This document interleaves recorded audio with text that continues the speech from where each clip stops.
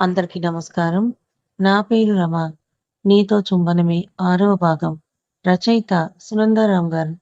వెళ్తున్న తల్లి కొడుకుల వైపే చూస్తున్న మధుకి ఇంక తన పెళ్లి ఆగిపోవడం జరగని పని అని అర్థమై నిస్సహాయంగా మరి తప్పక పెళ్లి చేసుకోవాలని నిర్ణయించుకుంటుంది. తన అమ్మ కోరిక మేరకు ఇదంతా గుర్తు చేసుకుంటూ ఆ రాత్రి నిద్రకు దూరమై మధు వైపే చూస్తూ ఆలోచనల నడుమ గడిపేస్తాడు సిద్ధు. ఉదయాన్నే మెలుకువ వచ్చిన మధుకి సిద్ధు హృది సవ్వడి లయబద్ధంగా వినిపిస్తుంటే తలపైకెత్తి నిద్రలో ఉన్న సిద్ధు వైపే చూస్తూ గడిపేస్తుంది.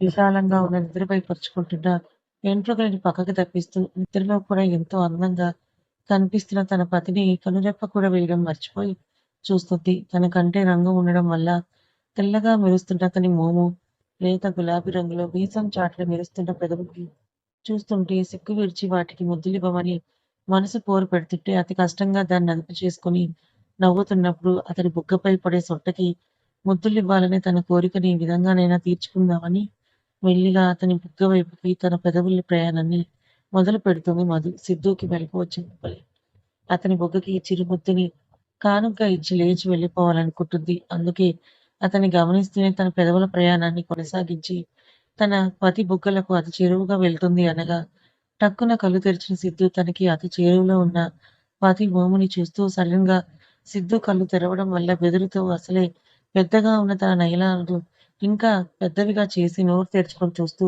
ఉన్న తన సతి లేలేత పెదవులు తనని రమ్మని ఆహ్వానిస్తుంటే ఆగడం తన తరమున వెంటనే వాటిని తన అదరాల మధ్యలో బంధించి తీయని దాహాన్ని తీర్చుకుంటూ ఉన్నాడు. తను చేయాలనుకుని చెయ్యలేక ఆగిపోయిన తన కోరికని తన పతి తీరుస్తూ ఉంటే ఈసారి ఇంకాస్త ఇష్టంగా తన పతికి సహకరిస్తూ తన సహకారాన్ని తెలుపుతూ ఇష్టంగా ముద్దులో సహకరిస్తుంది. అది గమనించిన సిద్ధు మొహంలో ఆశ్చర్యం, మనసులో సంతోషం కలిగి పెదవుల్లో సన్నని నవ్వు. ఇన్ని రోజులు తను ముద్దిస్తున్నప్పుడు తనని దూరం చేయలేదు. అలాగే తన ముద్దులో జత కలపలేదు. అందుకే మనసు పొరల్లో ఎక్కడో తనకి నచ్చని పని చేస్తున్నానేమో అన్న చిన్న సందేహంతో మనస్ఫూర్తిగా ముద్దుని ఆస్వాదించలేకపోయేవాడు. కానీ ఈ రోజు అలా కాదు. తనంతట తానుగా ముద్దుకు సహకరిస్తుంటే తన మనసులో ఇది అని చెప్పలేని సంతోషంతో నిండుకుంది. ఇంకా ముద్దులో ఎంత సమయం గడిచిపోయిందో ఇద్దరికీ తెలియదు. సమయం గడుస్తున్న కొద్దీ మధుకి ఊపిరి ఆడడం కష్టమవుతుంటే సిద్ధు తన ఊపిరిని అందిస్తూ ముద్దుని కొనసాగిస్తున్నాడు. కొంతసేపటికి మధు, అమ్మ మధు అని బయట నుంచి పిలుపు వినపడ్డంతో తేరుకున్న మధు సిద్ధు నుండి దూరం జరగాలనుకుంది. కానీ తనని దూరం జరగనిస్తాడా? అసలే తన సతి ఇష్టంగా ముద్దుకి జతకలిపి తనకు సహకారం తెలిపింది. తన్ని దూరం చేసుకోవడం అప్పుడే ఇష్టం లేదన్నట్టుగా తనని ఇంకాస్త తనలోకి పొదుముకొని ముద్దును కొనసాగిస్తున్నాడు. బయట నుండి అరుపులు ఇంకా వినిపిస్తూనే ఉన్నాయి. అమ్మాయి మధు ఎంతసేపు పిలవాలనో త్వరగా లేచి తలుపు తీ అంటూ ఈసారి త్రిపుబామ్మ స్వరం చాలా గంభీరంగా వచ్చింది. దాంతో మధు టెన్షన్ పడి ఒక్కసారిగా సిద్ధుని వెనక్కి నెట్టి నుంచుని చీరని సరిచేసుకొని తలుపు వైపు పరిగెత్తింది. సిద్ధుని బలవంతంగా వెనక్కి నెట్టినప్పుడు అతని నోటి వెంట "ఉస్" అనే శబ్దం వినిపించింది. కానీ టెన్షన్‌లో అది పట్టించుకొని మధు తలుపు వైపు పరుగు తీసి, తలుపుని ఓరగా తీసి బయటికి వెళ్లి నిల్చుంది. ఎదురుగా త్రిప్పు బామ్మ, తన అత్తగారు ప్రియ నించొని ఉన్నారు. సిగ్గుతో కూడిన బిడియం వల్ల తలను దించుకొని ఉన్న మధు వైపుకు పైనుంచి కింద వరకు తీక్షణంగా చూడటం మొదలుపెట్టారు త్రిప్పు బామ్మ, ప్రియ. చెదిరిన జుట్టు, నలిగి అస్తవ్యస్తంగా ఉన్న చీర, కందిన పెదవుల్ని చూస్తూ ఉన్న ప్రియా మొహం కందగడ్డలా మారిపోయింది. త్రిపుర గారు రాత్రి కార్యం సవ్యంగానే జరిగిందని అర్థం చేసుకుని, చూడమ్మా త్వరగా వెళ్ళి స్నానం చేసిరా. దేవుడికి దీపం పెట్టి ఏదైనా తీపి పదార్థం వండి నైవేద్యంగా సమర్పించి పూజ చేయాలి. త్వరగా రా అని చెప్పారు. అప్పటి వరకు పక్కన తన అత్తగారు ఉండగా తను మాట్లాడలేకపోయిన సురేఖ గారు ఆవిడ ఆ మాట చెప్పడమే ఆలస్యం. తన కోడలి చేయి పట్టుకొని తనతో పాటుగా అక్కడి నుంచి తీసుకువెళ్లారు. వేరే గదిలోకి తీసుకువెళ్లి తలుపులను వేసి ఉప్పు తీసుకొని మధు చుట్టూ తిప్పుతూ దిష్టి తీయడం మొదలుపెట్టారు. అది అయిపోగానే మళ్ళీ ఎండుమిరపకాయలతో దిష్టి తీసి వాటిని కాలుతున్న నిప్పు కణికల్లో వేసి అవి చిటపటలాడుతూ ఉంటే, చూడు బంగారం నీకెంత దిష్టి తగిలిందో, పాడు కళ్ళు కుళ్ళుబోతనంతో నీ వైపే చూస్తూ నీకు దిష్టి పెట్టాయన్నారు ప్రియాను ఉద్దేశిస్తూ. ఇంకెళ్ళి స్నానం చేయి బంగారం, వేడి నీళ్లు ముందుగానే పెట్టుంచాను. నీకు కావాల్సినవన్నీ రెడీగానే ఉన్నాయి. వెళ్ళి చేసిరా అంటూ మొదటి స్నానానికి పంపి ప్రియ గురించి ఆలోచించడం మొదలుపెట్టారు. అసలు ఏం జరిగిందంటే త్రిపుర గారు సురేఖ గారి నిద్రలేపి వెళ్ళి నీ కొత్త కోడలిని నిద్రలేపు, తొలిజాము స్నానం ఎవరు చూడక మునిపే చెయ్యమని చెప్పు అంటూ తనను తీసుకొని కొత్త జంట కార్యం గది వైపుకి వస్తారు. అక్కడికి వెళ్లి చూడగానే ప్రియా గది బయటే తిరుగుతూ కనబడుతుంది. అది చూసిన సురేఖ గారికి విషయం అర్థమైన మనవరాలి మీద ప్రేమ ఉన్న త్రిపుర గారికి అది అర్థం గాక, అమ్మా ప్రియా, నువ్విక్కడేం చేస్తున్నావమ్మా అంటూ అడుగుతారు. సడన్ గా వాళ్ళు అక్కడికి వస్తారని అనుకోని ప్రియ టెన్షన్ పడుతూ, అది బామ్మ, రాత్రి నా చేతికున్న రింగ్ ఎక్కడో పడిపోయింది. ఇల్లంతా ఒకసారి వెతుకుతూ ఇక్కడి వరకు వచ్చాను చూసుకుంటూ అని అబద్ధాన్ని అవలీలగా చెప్పి బామ్మగారిని నమ్మించింది. బామ్మగారు అది నిజమే అనుకొని పొద్దున్నే పనివాళ్ళ చేత నేను వెతికిస్తాను, వెళ్ళి పడుకోమ్మా అని చెప్తూ తలుపులని బాదడం మొదలు పెడతారు. ప్రియా కూడా తనకు కావాల్సినదే కావడంతో వెతుకుతున్నట్టుగా నటిస్తూ వాళ్ళతో పాటుగా అక్కడే నించొని ఉంది. సురేఖ గారు నువ్వు ఇక్కడ ఉండకూడదు, వెళ్ళమని చెప్పినా కూడా తన మాట పట్టనట్టుగా అలాగే నించొని ఆతృతగా చూడసాగింది. అది గుర్తుకు తెచ్చుకున్న సురేఖ గారికి ప్రియా మీద కోపం, మధుని సిద్ధుని దూరం చేయడానికి ఏమైనా చేస్తుందా అన్న అనుమానం కలుగుతాయి. కానీ ముందుగానే అడిగితే అది చాలా పెద్ద గొడవ అవుతుందని, ముఖ్యంగా తన అత్తగారికి ప్రియ మీద ఉన్న వల్లమాలిన ప్రేమ వల్ల తిరిగి తనని తప్పుపడతారని, పైగా ప్రియని కాదని సిద్ధు మధుని పెళ్లి చేసుకున్నాడు కాబట్టి మధు మీద తన అత్తగారికి కొంచెం అయిష్టత ఉండడంతో మళ్ళీ ఈ విషయంలో ఇంకాస్త మధు మీద కోపంగా మారే అవకాశం ఉందని విన్నకొండిపోతారు. స్నానం చేసి వచ్చిన మధు రెడీ అయ్యి పూజ చేయడానికి వెళ్తే నైవేద్యం చేయడానికి కావాల్సినవి తీసిపెట్టి మిగతా పనుల్లో పడతారు సురేఖ గారు. పూజాది కార్యక్రమాలు అవ్వగానే తన అత్తగారికి వంట పనుల్లో సహాయం చేస్తూ ఉంటుంది మధు. అమ్మ మధు, నువ్వు వెళ్ళి రెస్ట్ తీసుకో తల్లి, ఈ పనులని నాకు అలవాటే, నేను చేసుకుంటానని వెళ్ళమని ఎంత చెప్పినా మధు వెళ్లకుండా తన అత్తగారికి హెల్ప్ తో అందరికీ టిఫిన్స్, కాఫీ రెడీ చేస్తుంది. సురేఖ గారికి తన కోడలి మీద ఉన్న ప్రేమ ఇంకాస్త పెరుగుతుంది. తన పద్ధతులను చూసి, అమ్మ మధు ఇంట్లో ఎంతమంది పనివాళ్ళున్నా ఇంట్లో వాళ్ళకి కాఫీ, టిఫిన్స్, మధ్యాహ్న భోజనం, రాత్రికి టిఫిన్స్ అవన్నీ ఇంటి కోడళ్ళే చేయాలని మా అత్తగారి రూల్. పైగా మన వాళ్ళకి మనం వండి పెట్టుకోవడంలో శ్రమ లేదని నేను అలాగే చేస్తూ వచ్చాను. కానీ నీ విషయంలో నువ్వు అవన్నీ చేయాల్సిన బలవంతం ఏమీ లేదు తల్లి. నీకు నచ్చినట్టుగా నువ్వు ఉండొచ్చు. సిద్ధు నానమ్మ ఏమైనా అన్నా పట్టించుకోకు అంటూ తన కోడలికి దగ్గర తీసుకొని ప్రేమగా నెత్తి మీద ముద్దిస్తారు. అత్తయ్య, ఇవన్నీ రేపటి నుంచి నేనే చేస్తాను. ఇందులో శ్రమేముంది చెప్పండి. మీరు రెస్ట్ తీసుకోండి. రేపటి నుండి ఈ పనులన్నీ నేనే చూస్తానంటూ తన అత్తగారి చేతిలో కాఫీ కప్ పెట్టి నవ్వుతూ చేతిలో ఉన్న ట్రే తీసుకొని బయటకు వస్తుంది. హాల్లో ఉన్న త్రిపుర గారికి, సిద్ధు తాతగారు పరశురాం గారికి, మనోహర్ గారికి, ప్రియా వాళ్ళమ్మ సుమిత్ర గారికి, ప్రియకి కాఫీ తీసుకువచ్చి ఒక్కొక్కరికి ఇవ్వసాగింది. పరశురాం గారి చేతి కాఫీ కప్పిస్తూ కోపంగా మొహం తిప్పుకోవడం చూసిన ఆయన దృష్టిని దాటిపోలేదు. మధు వైపు చూస్తూ ఆలోచనలు పడతారు మనోహర్ గారు. మధు వైపు నవ్వుతూ చూస్తూ కప్పు అందుకొని, నీకిప్పుడే ఈ పనులన్నీ ఎందుకమ్మా, మీ అత్తయ్య ఇంట్లో పని వాళ్ళు చూసుకుంటారు కదా అంటారు. ఏం మాట్లాడుతున్నావు పెద్దోడా నువ్వు? ఇంటికి వచ్చిన కోడలు కాకుండా ఈ పనులన్నీ ఎవరు చేస్తారు? ఈ పనులన్నీ కూడా చేయడం వాళ్ళ బాధ్యత అంటారు కోపంగా త్రిపుర గారు. చూడమ్మా, కాలం మారింది. ఇంటి కోడలే ఇవన్నీ చెయ్యాలి అన్న రూల్స్ ఏం లేవు. చదువుకుంటున్న పిల్లలకి ఇవన్నీ చేయాలంటే కష్టమవుతుంది. పైగా తను ఇంకా చిన్నపిల్ల. రేపటి నుంచి కాలేజ్‌కి కూడా వెళ్ళబోతోంది. తన చేత ఈ పనులన్నీ చేయించకండి. తనని కూడా మన ఇంటి ఆడపిల్లలాగే చూడండి. మన రాజ్యప్రియ ఏమాత్రం ఇంటి పనులు చేస్తున్నారని తిరిగి ప్రశ్నిస్తారు. చూడు పెద్దోడా, నువ్వెన్నన్నా చెప్పు. ఇంటి కోడలిగా తను చదువుకుంటున్నా, ఉద్యోగం చేస్తున్నా, ఎన్ని పనులు చేస్తున్నా కూడా ఇంట్లో పెద్దవాళ్ళకి కావాల్సినవి చూడడం తన బాధ్యత. నువ్వు ఈ విషయంలో ఇంకేం మాట్లాడొద్దని గట్టిగా చెప్తారు మనోహర్ గారు కూడా. ఇక తన తల్లితో ఎక్కువగా వాదించడం ఇష్టం లేక సైలెంట్ అయిపోతారు. పర్లేదు మామయ్య గారు, నాకు కాలేజ్‌కి వెళ్ళినా ఇంటి పనులన్నీ చేసి వెళ్ళడం అలవాటే. ఇందులో నాకు ఎలాంటి శ్రమ లేదు. అమ్మమ్మ గారు, మీరు చెప్పినట్టు అందరికీ అన్ని ఏర్పాట్లు చేసిన తర్వాతే నేను కాలేజ్‌కి వెళ్తానని నవ్వుతూ చెప్తుంది. అది విన్న మనోహర్ గారు తన కోడలు సంస్కారానికి మురిసిపోతూ తన తల నిమురుతారు ప్రేమగా. అది చూసిన త్రిపుర గారు మూతి తిప్పుకుంటే, ప్రియా మాత్రం మధు అందరినీ తన వైపు తిప్పుకొని తన మాయలో పడేసుకుంటుందని కోపంగా చూస్తూ ఉంటుంది. సుమిత్ర గారు మాత్రం ప్రియా వైపే చూస్తూ మధు ఇస్తున్న కాఫీ కప్ అందుకుంటూ, చూడు ప్రియా, పెళ్లి కావాల్సిన పిల్లకు మధుని చూసి నేర్చుకో. రేపటి నుంచి ఇంటి పనులు నేర్చుకో. కనీసం ఇప్పటి వరకు కాఫీ పెట్టడం కూడా రాదు నీకు. రేపు పెళ్లి చేసుకుని అత్తగారింటికి వెళ్తే నీకు కూడా మీ అమ్మమ్మ లాంటి మెంటాలిటీ ఉన్న పెద్దవాళ్ళు ఎవరైనా ఉంటే నీకు కనీసం ఇంట్లో పని కూడా నేర్పించకుండా పెళ్లి చేసి పంపించావని నిన్ను, నీతో పాటు మమ్మల్ని తిడతారని కోపంగా చెప్పి అక్కడి నుంచి వెళ్ళిపోతారు. అది విన్న ప్రియాకి మొహం మాడిపోయింది. మధు ఇవ్వబోయిన కాఫీ కప్‌కి కోపంగా మధు మొహంపై విసిరి కొట్టాలనుకుని వస్తున్న సిద్ధుని చూసి ఆగిపోయింది. సిద్ధు చూస్తే తన మొహం ఎక్కడ పగలగొడతాడేమో అని భయపడి సైలెంట్ గా కప్ తీసుకొని కాఫీ తాగుతూ కూర్చుంది. సిద్ధు రావడం చూసిన బామ్మగారు రా కన్నయ్య అంటూ తన మనవణ్ణి తన పక్కనే కూర్చోపెట్టుకొని మధుని సిద్ధుకి గ్రీన్ టీ చేసి తీసుకురమ్మని పని పురమాయిస్తారు. మధు వెళ్ళబోయేంతలో సురేఖ గారు గ్రీన్ టీ కప్ తో ఎదురొచ్చి సిద్ధుకి ఇచ్చి మధు చేతిలో కూడా కాఫీ కప్ పెడుతూ సిద్ధు పక్కనే కూర్చోబెట్టి తాగమని చెప్తారు. మధు కూడా అలాగే అని చెప్పి సిద్ధు పక్కనే కూర్చుంటుంది. ఇంతలో టీ సిప్ చేస్తున్న సిద్ధు ఇస్ అని సౌండ్ చేస్తాడు.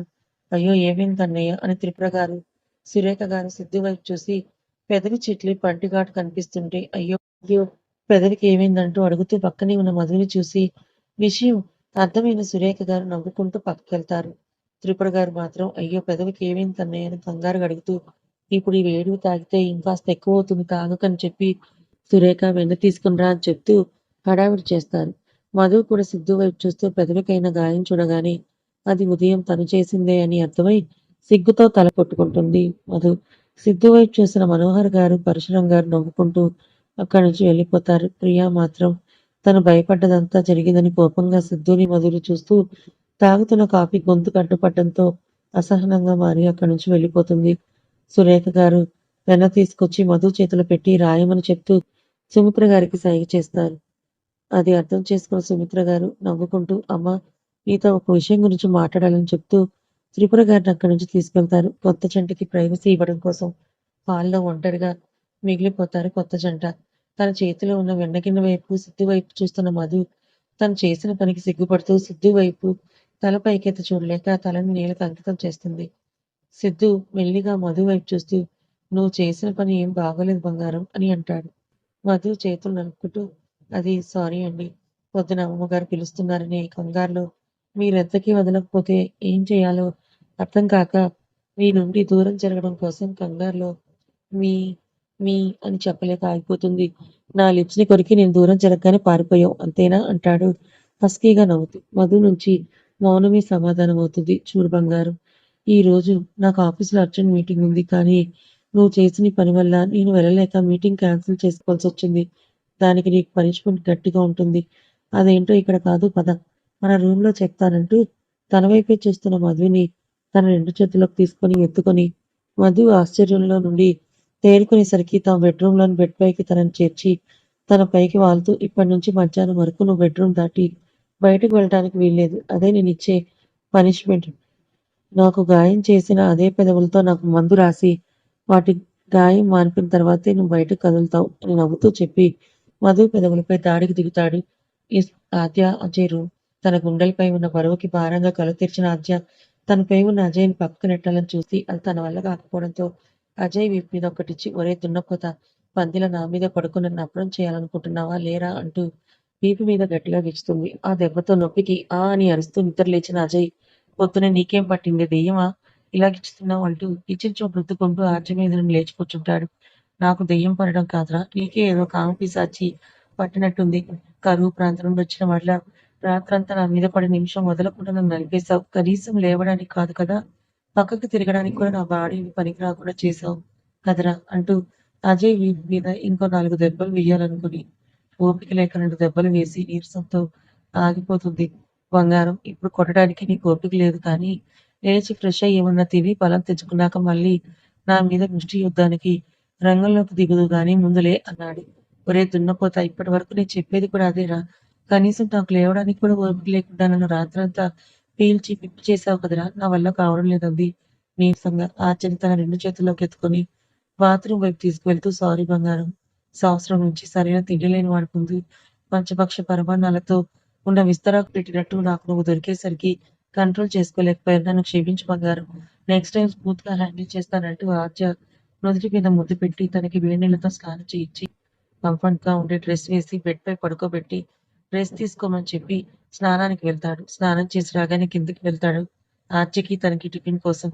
సురేఖ గారు ఆర్చ కిందకి రాలేదు ఏంటని అడిగి తనకి హెల్త్ బాగాలేదని అజయ్ చెప్పగానే చూచాయిగా రాత్రి ఏం జరిగి ఉంటుందో అర్థం చేసుకొని వెళ్ళి తనని చూసుకో బాబు. మధ్యాహ్నం భోజనం కూడా పాలమ్మతో నేనే పైకి పంపిస్తానని చెప్పి అజయ్ అక్కడి నుంచి వెళ్ళగానే ఇన్ని రోజుల నుండి అజయ్ని దూరం పెడుతూ వచ్చింది ఆర్చ. దానివల్ల వాళ్ళిద్దరి మధ్యలోని ఏవైనా గొడవలొస్తాయేమోనని ఇన్ని రోజుల నుంచి భయపడుతూ ఉన్నారు. ఇన్నటితో వాళ్ళు కూడా కలిసిపోయి ఏకమయ్యారని సంతోషిస్తూ కన్నీరు జాలుస్తారు. తన కూతురు జీవితం, కొడుకు జీవితం, ఇద్దరి జీవితాలు సంతోషంగా మొదలుపెట్టినది. మధు మెత్తనైన పెదవులతో తన పెదవులకైన గాయానికి మందు రాసుకుంటున్న సిద్ధు తన ముద్దుతో మధుని మత్తులో ముంచి తన గాయం తాలూకా మంటని తేనెలూరిన పెదవుల తీయని ద్రవంతో మంటని చల్లార్చుకుంటూ 2 గంటల పాటు సాగిన ముద్దుల యుద్ధంలో తనదే పైచేయి చేయగా నిలిచి మధు పెదవి గాయాన్ని బహుమతిగా ఇచ్చి దూరం జరిగాడు. ఔచ్! అంటూ అరిచి వేగంగా ఊపిరి తీసుకోవడం మొదలుపెట్టిన మధు ఊపిరి తీసుకునే వేగానికి కదులుతున్న తన ఎత్తైన శిఖరాల కదలికలకు సిద్ధులో వెచ్చని ఆవిర్లు మొదలవుతాయి. వాటిని నియంత్రించుకోవడానికి మధుని ఒక్కసారి గట్టిగా హత్తుకొని కోరికల కొలమిని తగ్గించుకోవడానికి వెళ్ళి షవర్ కింద నిలబడతాడు. సిద్ధు చేసిన పనికి 1 నిమిషం అలాగే బిగుసుకుపోయిన మధు తేరుకొని పెదవులకైన గాయానికి లిప్ బామ్ అప్లై చేసి గాయం బయటకు కనపడనివ్వకుండా లైట్ లిప్స్టిక్ తో కవర్ చేసి కిందకు వెళ్ళిపోతుంది. కిందకు వెళ్ళేసరికి బామ్మగారు హాల్లో కూర్చొని భగవద్గీత చదువుకుంటూ ఉంటారు. మధుని చూసి రామా మహారాణి పొద్దుననగా గదిలోకి వెళ్ళినదానివి. భోజనం వేళకు కిందకి దిగితే వంట ఎవరు చేస్తారని అడుగుతారు కోపంగా. అది క్షమించండి అమ్మమ్మగారు. రేపటి నుంచి నేనే చేస్తానని చెప్తుంది బాధగా తలదించుకొని. అత్తయ్య గారు నేనే తను చేస్తానంటే వద్దని రెస్ట్ తీసుకోమని పంపించానంటూ మధు చేతిని పట్టుకొని ఏం పర్లేదు బాధపడకు అన్నట్టుగా కళ్ళని ఆర్పి ధైర్యం చెప్తారు సురేఖ గారు. సురేఖ కొత్త కోడలని అప్పుడే నీ కోడల్ని నెత్తిన పెట్టుకొని ఏం పని చేయనివ్వకుండా చేస్తున్నావా అంటారు సురేఖ గారు. ఏదో అనబోతుంటే అమ్మా మధు ఇంకా చిన్నపిల్లనమ్మా. ప్రియా కన్నా అజయ్ కన్నా కూడా చిన్నది. ఇంకా చదువుకుంటుంది. అయినా కూడా ఇప్పటి పిల్లల్లా కాకుండా ఇంటి పని, వంట పని బాగా చేస్తుంది. పెద్దవాళ్ళంటే గౌరవం ఇస్తుంది. కొత్తగా పెళ్ళైన పిల్లని, పైగా రాత్రే కార్యం జరిగిన పిల్లని పట్టుకొని పొద్దున్నే లేపి వంట పని కూడా చేయించారు. నువ్వు ఆ వయసు నుండి వచ్చిన దానివే కదా! ఆ మాత్రం తెలీదా నీకు? అంటారు సుమిత్ర గారు. నీకు అంతగా మధు చేత పని చేయించాలనుకుంటే ముందు మన ఇంట్లో ఉన్న ఆడపిల్లలకు పని నేర్పించి అప్పుడు మాట్లాడు. మన ఇంట్లో ఆడపిల్లలకు ఒక న్యాయం, బయట నుంచి వచ్చిన పిల్లకు ఒక న్యాయం చెప్తే నేను ఊరుకోనమ్మా అని గట్టిగా బుద్ధి చెప్తారు సుమిత్ర. నాకే ఎదురు మాట్లాడుతున్నావా నువ్వు? అని కోపంగా ఏదో అనబోయిన త్రిపుర గారు వస్తున్న సిగ్గుని చూసి మాటను మింగేసి ఆ సర్లే కాని ముందు మీరు వెళ్ళి చేసిన వంటలన్నీ డైనింగ్ టేబుల్ మీద సర్దండి. అందరూ భోజనం చేసే టైం అయిందని చెప్పి ఆ విషయాన్ని అతడితో ముగిస్తారు. ఎక్కడ తన మనవడికి మధుని తను తిట్టిన విషయం తెలుస్తుందో అని భయపడుతూ. కన్నయ్య రా నాన్న భోజనం చేతు అంటూ మొహంలో రాని నవ్వును పిలుముకొని అడుగుతాడు. ఒక్కసారిగా మారిపోయిన తన అమ్మ ప్రవర్తనకు మొదట ఆశ్చర్యపోయిన తర్వాత సిద్ధుని చూడగానే విషయం అర్థమై నవ్వుకొని అక్కడి నుంచి వెళ్ళిపోతారు సుమిత్ర గారు. మధు విషయంలో ఎవరైనా ఏవైనా అంటే ఊరుకోరని తెలియచి సిద్ధు రాగానే మాట మార్చిన తన అత్తగారి ప్రవర్తన కోపంగా మధుని తీసుకుని వంటగది వైపు వెళ్తారు సురేఖ గారు. చేసిన వంటకాలన్నీ టేబుల్పై సర్దడానికి దూరం నుండి ఇవన్నీ చూస్తున్న ప్రియ తను వేసిన ప్లాన్ పారినందుకు కోపంగా గదిలోకి వెళ్లి వస్తువులను విసిరేస్తూ తన కోపం తగ్గించుకోవాలనుకుంటుంది. అసలు ఏం జరిగిందంటే పొద్దున సిద్ధు మధుని ఎత్తుకొని తమ గదిలోకి వెళ్ళడం చూసిన ప్రియ కోపంగా ఇక లాభం లేదు. రోజు రోజు వీళ్ళిద్దరూ ఇలా దగ్గరైపోతే నా బాబు నాకు దక్కడని ఆలోచిస్తూ బామ్మ దగ్గరికి వెళ్ళి అమ్మమ్మ నీకు నా మీద ప్రేమ ఉందని నువ్వు చెప్తుంటే నిజం అనుకునేదాన్ని. కానీ కాదు. నీ మనవని పెళ్లి చేసుకుని ఇంట్లో మహారాణిలా బ్రతకాలనుకున్నాను. కానీ బావ ఆ మధుని పెళ్లి చేసుకుంటాడు. అది నా ప్లేస్ లో ఉండి ఇక్కడికి వచ్చిన దగ్గర నుంచి మహారాణిలా దర్జాగా తిరుగుతుంది. ఇప్పుడు కూడా చూడు పట్టపగలు ఇంట్లో పెద్దదానివి నువ్వు ఉన్నావని కూడా లేకుండా గదిలోకి వెళ్ళి పడుకుంది. అది నువ్వు వంట చేయమని చెప్పా కూడా నీ మాటలు లెక్క చేయకుండా అంటూ త్రిపుర గారిని రెచ్చగొట్టింది. నువ్వు ఊరుకో బంగారం. బాధపడకు. నువ్వు చూస్తూ ఉండు. దాన్ని మహారాణిలా ఎందుకు ఉండనిస్తాను. అది కిందకి రాని దాని పని చెప్తానని మధు కోసం చూస్తూ హాల్లోనే అమ్మమ్మ మనవరాలిద్దరూ కావలి కాస్తారు. తీరా మధు రాగానే తన అమ్మమ్మ మధుని తిట్టడం, మధు ఆ మాటలకు బాధపడుతూ ఉండడం చూసి సంతోషించే లోపలే తన అమ్మ మధ్యలో వచ్చి ప్లాన్ మొత్తం చెడగొట్టిందన్న ఫ్రస్ట్రేషన్‌లో పాపలో పెరిగిపోయి వస్తువుల మీద తన ప్రతాపం చూపిస్తుంది. సురేఖ, సుమిత్ర గారు, మధు ముగ్గురూ కలిసి డైనింగ్‌పై వంటకాలను సర్ది ముందుగా కూర్చున్న మగవాళ్ళకన్నీ వడ్డించడం మొదలుపెడతారు. తన పక్కనే కూర్చొని భోజనం చేస్తున్న అజయ్‌తో ఏంటి తమ్ముడు రాత్రి నీకు నా మరదలికి కూడా ఫస్ట్ నైట్‌కి ఏర్పాట్లు చేసుకున్నావంటగా పనిలో పనిగా అని నవ్వుతూ అడిగాడు విజయ్. అవును అన్నాయి అని సిగ్గుపడుతూ సమాధానం చెప్తాడు అజయ్. మరి ఆ అజయ్ ఏంటి ఉదయం నుంచి కనిపించడం లేదని అడుగుతాడు. అది తనకి ఫీవర్ వచ్చిందన్నాయి. అందుకే కిందకి రాలేదన్నాడు విజయ్. ఆ మాటకు ఆశ్చర్యంతో నువ్వు మామూలు కళాకారుడు కాదు తమ్ముడు. ఒక్క రాత్రితో పులిలా ఉండే మా అజ్జని పిల్లిని చేసి భయంతో జ్వరం వచ్చేలా చేస్తావా అన్నాడు వ్యంగ్యంగా నవ్వుతూ. నువ్వు ఊరుకో అన్నాయ్. అదొక్క రాత్రికే జ్వరం తెచ్చుకొని నన్ను నెల రోజులు రూమ్‌లోకొస్తే చంపుతానని బెదిరించిందంటూ ఏడుపు మొహం పెడతాడు అజయ్. నువ్వు ఊరుకో తమ్ముడు. కష్టాలన్నీ మనం లాంటి మగవాళ్ళకే పెట్టాడు. జాలి లేని దేవుడు అని తను కూడా ముక్కు చిదుతూ మా ఆవిడ కూడా అంతే. ఇప్పుడే పిల్లలొద్దే అని ఎంత చెప్పినా వినకుండా నెల రోజులకే కడుపు తెచ్చుకొని అప్పటినుంచి బెడ్ రెస్ట్ అని చెప్పి 6 నెలలుగా నన్ను పస్తులు పడుకోబెడుతోందిరా తమ్ముడు అని ఒకరి బాధ మరొకరు చెప్పుకొని బాధపడుతుంటారు. అన్న, తమ్ముడు పక్కనే ఉండి వీళ్ళ మాటల్ని వింటున్న సిద్ధు కోపంగా రేయ్! మీరు మాట్లాడకుండా నోరు మూసుకొని తినలేదంటే ఇద్దరిని కలిపి మూసీ నదిలో ముంచేస్తా జాగ్రత్త అని బేస్ వాయిస్‌తో వార్నిస్తాడు. దాంతో ఇద్దరు మనసులోనే నీకేం తెలుసురా మా బాధ రోజు బిర్యానీతో ఆకలి తీరుతున్న వాడికి పచ్చడి మెతుకులు కూడా దొరకని వాడి బాధ ఏం తెలుస్తుందిలే అని బాధగా ఒకరినొకరు చూసుకొని కళ్ళతోని ఓదార్చుకొని నైట్‌కి ఇద్దరం టెర్రస్ పై పెగ్గేసుకొని బాధని మర్చిపోదామని సైగ చేసుకొని సైలెంట్‌గా తినడం మొదలుపెడతారు. కథ ఇంకా ఉంది. ఈ కథ మీకెలా అనిపిచ్చింది? నచ్చిందా? నచ్చితే లైక్ చేయండి. మరి కొంతమందికి షేర్ చేయండి. ఇలాంటి మరిన్ని మంచి కథల కోసం ఛానెల్‌ని సబ్స్క్రైబ్ చేసుకోండి. Thank you so much.